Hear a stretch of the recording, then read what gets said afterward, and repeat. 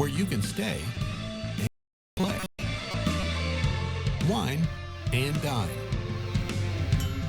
soar, and so much more. Whatever moves you, get away and awaken the fun. Play your perfect combination at the Changa Resort Casino. Right now at 3, a gruesome murder case comes to a close without a real conclusion for the family and friends of the victims. What happened to the man accused of killing and dismembering his wife and her parents? Well, you see the problem on the streets of county, but just how many people are experiencing homelessness? The answer, plus what to do about it.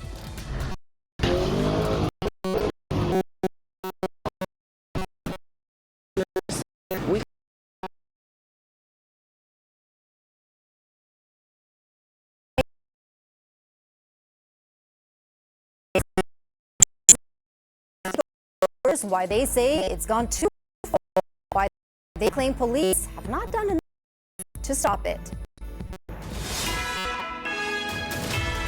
The NBC4 News at 3 starts now. And we begin at 3 with the shocking end to a murder case that gripped the San Fernando Valley. Good afternoon, everyone. Thank you for joining us. I'm Annabelle Sedano. Well, the Tarzana man accused of murdering his wife and her parents, then dismembering their bodies, has been found dead. Samuel Haskell was due in court this week on those murder charges. Our investigative reporter, Eric Leonard, has been following the story since the beginning. He joins us live from the newsroom with an update.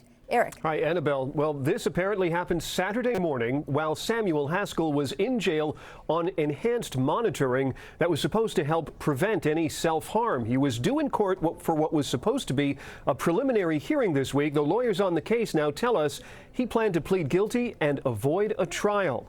This is Haskell as we saw him in court last year during some of the initial appearances in his case.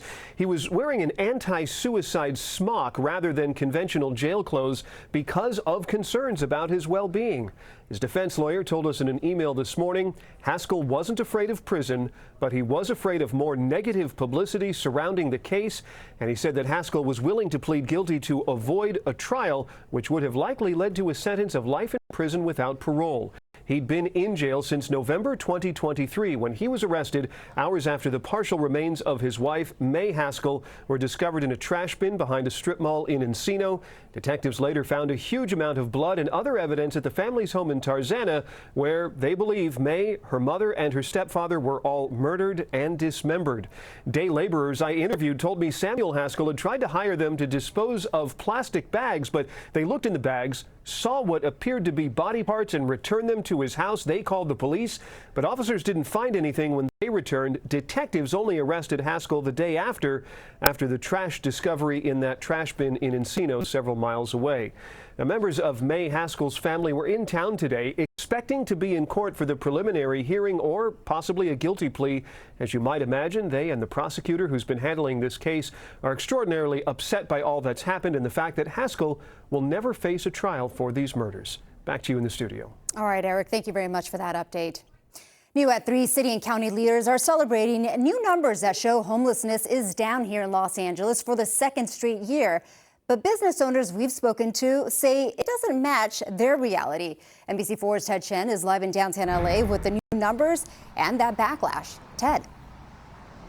Annabelle, to say these new numbers were greeted with skepticism is an understatement. As soon as these officials announced that the homeless numbers in the city of Los Angeles and LA County were down for the second straight year, came both cheers and jeers. Over the last 2 years, unsheltered homelessness across the county has decreased by 14%. We should be clapping on that.